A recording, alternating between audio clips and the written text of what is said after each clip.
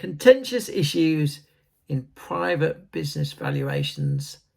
Number 1, price versus value. What is price? What is value?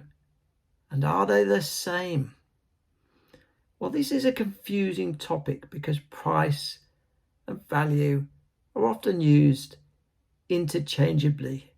We talk about getting a good price or getting a good value for money, and we sort of mean the same. But in business valuation, they're different concepts. As Warren Buffett says, price is what you pay and value is what you get. Price is what we see in the markets. Markets price commodities, price businesses. And price, as we know, is a function of supply and demand. As demand goes up, prices go up. And as demand drops, prices drop.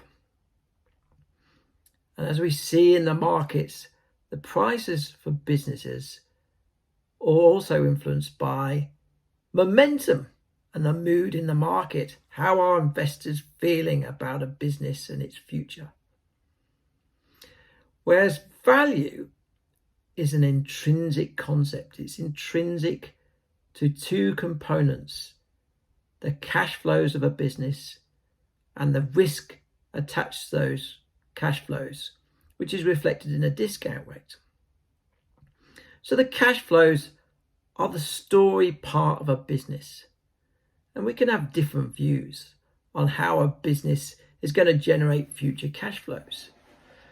Now, we might have quite a boring business, traditional businesses are generating the same revenue, profits year in, year out.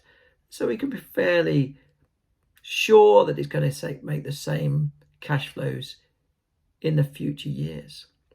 Whereas a startup or a tech company that's growing very quickly could have a very different story. It could be very exciting. We could be very optimistic about where these cash flows are going to go.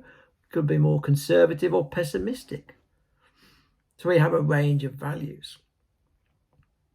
So do price and value ever agree? Well, yes, hopefully they do.